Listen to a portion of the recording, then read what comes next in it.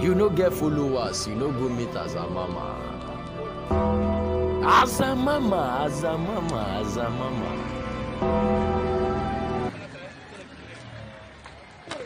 Tous les indisciplinés bango bazokota, ba ebisika to katela bango mitu. Ayo kakate. Bango.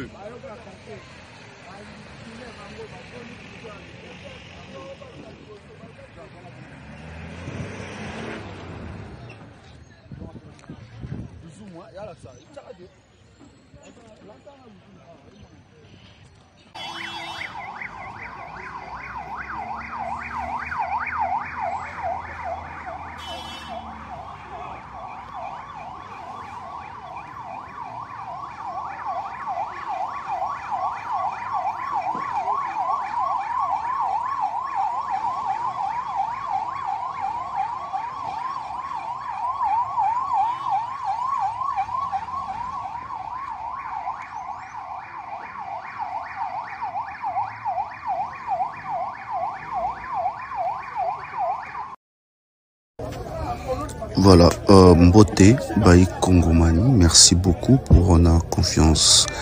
Alors, encore, ils ont procès Moussoussou, Oebanaki, mardi. Donc, le mardi dernier, je signale, les 10 décembre 2024, Bosomona va prévenir Koulouna, Babandi, Ndewapi, la police et Kokitsabango pour que justice et ça la moussa la bango par rapport à la peine de mort. Alors toi qui regardes cette vidéo, est-ce que vous sepeli la peine de mort ou vous sepeli la yangote par rapport à makambo ba kuluna ba kosa la population ce que kutana na kuluna ndoyeba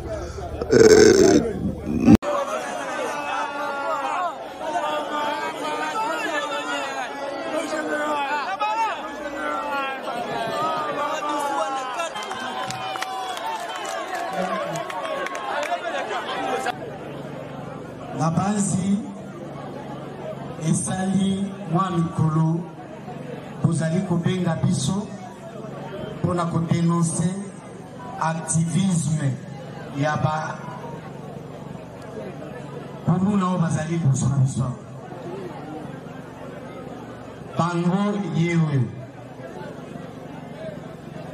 bobengi police na bino esali pe musala o babengaka mission spéciale ya koluka pe kokanga ba criminels oyo ti na dernier retranchement na bango, c'est-à-dire esika na bango babatamaka lisusu kati na bango babataka na bandako na bango, lisusu na bandako esila te, lisusu na bamituka ekufa, lisusu na babar na bangi na baganda lotoko de esika police ake kokanga bango en pleine action.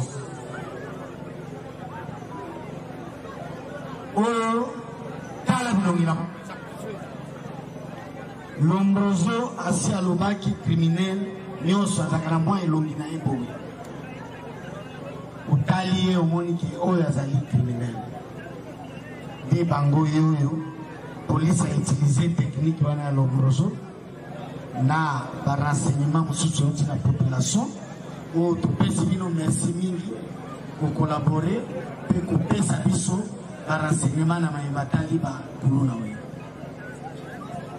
toprofite kofélicité mpo bapolisi oyo basali mosala na se ya mbula balali te mpona koluka bato oyo bazali kokende na oyo babengi procédure ya flagrance. Toza kotia bango liboso ya tribunal mpona basamba bakende na ba différentes prisons parce que bakonzi na biso ministre ya intérieur na ministre ya justice bautaki kopesa mitindo ke bato ya lolenge boye prison na bango efisengeli ezala na baangenga na babulo kuna mosika ya Kinshasa esika po azwa visite ezali mwa pasi po ayebake ifatika population ya mokonzi ya mboka kimia eke violence ezali malamu te. Violence ezali malamu te, misala ezali bato basalaka yango ba métier ya bilanga tozala mabele ebele ezangi bato ya kolona tokozala sévère et puis regardant mpona bango bakoma esika esengeli bakoma. Yo ozali kotikala koluna na komine ya Selembao toza koya pe kuna toza koya tokuti yo kaka boye ozali na makala touti kuna toza koya kuna monga fula ingabwa. Je pense que omoni baninga na 100 jours ya muibi yango uyibaka chaque jour 100e jour yango ukoti na maboko na polisi.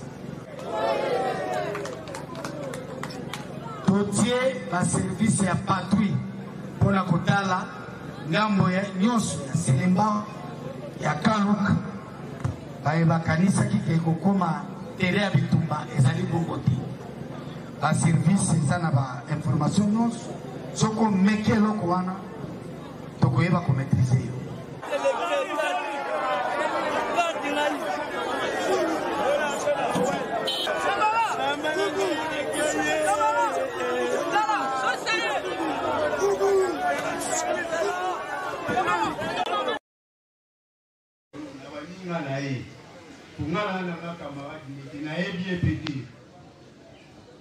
Selon yo, kabasele mutu atangi yo. Ndenge baninga ne Bazali? bazali. Tangi na biso.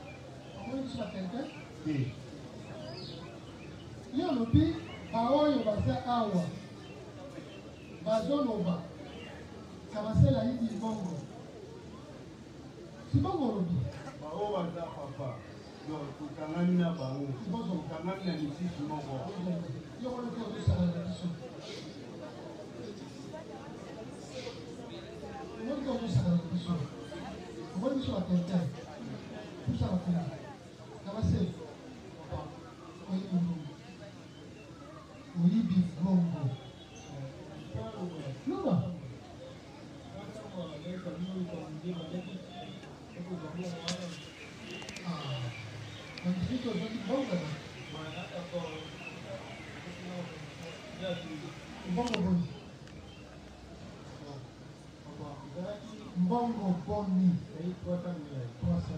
Yemen asa kombo Tony oidi ya kombo Tony ikiba edikema oida cha mjeni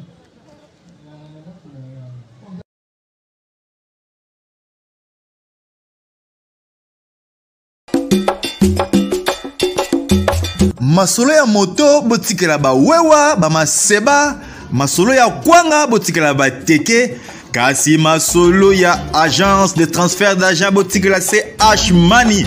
Ndeko papa ndeko mama yo oyo ozwami na mikili ya poto olingi otindela famille na yo mbongo na Kinshasa.